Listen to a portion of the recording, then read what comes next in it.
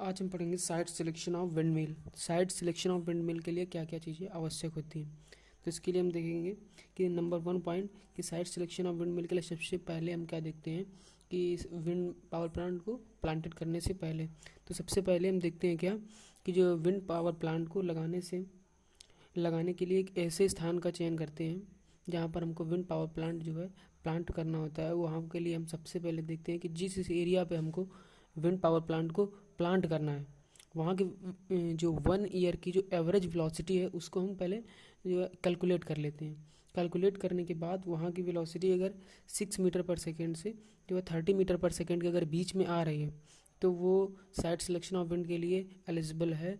वो उसको जो उसका टरबाइन है उससे वो मूव कर सकता है ब्लेड। इसके बाद इसका मेन फैक्टर क्या आ जाता है कि हमको इसे दूसरा पॉइंट इसका क्या है कि ये ऐसे स्थानों पर इनका यूज करना चाहिए जो ये टरबाइंस हैं, ये विंड मिल पावर प्लांट है, वो एक ऐसी जगह प्लांटेड करना चाहिए जो हमारे सिटीज़ से और फॉरेस्ट एरिया है उससे दूर होना चाहिए। क्योंकि अगर सिटीज़ के पास होगा तो इससे नॉइज़ होती है, तो क्राउड जो नॉइज़ होगी तो लोगों को डिस्टर्बेंस होगा। इसलिए ऐसे स्थानों का यूज करते हैं जहाँ वो क्राउडेड एरिया से यानी सिटी से दूर होना चाहिए।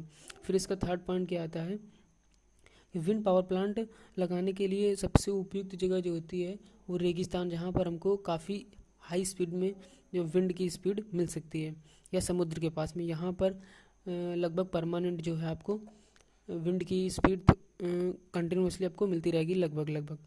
उसके बाद फोर्थ पॉइंट क्या आता है कि ग्राउंड मजबूत होना चाहिए। फोर्थ पॉइंट मेन पॉइंट ये भी है कि ग्राउंड मजबूत होना चाहिए। जब ग्राउंड मजबूत होगा तो उसके लिए जो फाउंडेशन कास्ट है वो हमारी कम आएगी, यानी लागत कास्ट उसे फाउंडेशन बनाने में जो टावर लगाने पड़ेंगे उसके फाउंडेशन कॉस्ट कम आएगी। इसका फिफ्थ पॉइंट क्या है कि विंड पावर जहाँ पर हम लगाते हैं वहाँ का ट्रांसपोर्टेशन ईजी होना चाहिए। ये एक बहुत इंपॉर्टेंट पॉइंट है कि जहाँ पर हम विंड पावर प्लांट लगाते हैं वहाँ का ट्रांसपोर्टेशन ईजी होना चाहिए। ट्रांसपोर्टेशन ईजी इसलिए होना चाहिए क्योंकि हम अगर ट्रांसपोर्टेशन ईजी नहीं होगा तो वहाँ तक जो है प्रोडक्ट हमारा जिसको हमें वहाँ पर प्लांट करना है, जो मशीनें लगानी हैं वो मशीनें वहाँ पर लगेंगी कैसे, जाएंगी कैसे, इसलिए हमें ट्रांसपोर्टेशन ईजी होना चाहिए। इसका जो ब्लेड्स होते हैं काफ़ी लंबे लंबे होते हैं, लगभग 60 फुट के आसपास एक ब्लेड होता है, तो और ये काफ़ी ऊंचाई तक ये टावर होते हैं, इसलिए ट्रांसपोर्टेशन ईजी होना चाहिए जिससे कि जो सामान है वो जो विंड मिल्स हैं, मशीन्स हैं, उन्हें वहाँ पर आसानी से ले जाया जा सके। उसके बाद नेक्स्ट पॉइंट क्या आता है, विंड मिल लगाते समय यह ध्यान रखना चाहिए कि उसकी लैंड कॉस्ट लो होनी चाहिए। Yes, this is a main point कि लैंड कॉस्ट लो होनी चाहिए। ज़्यादा हाई कॉस्ट लेकर आप इससे जल्दी से, क्योंकि ये वैसे भी बहुत हाई कॉस्ट का ये आपको साइड विंड मिल जो है महंगा पड़ेगा लगाने में।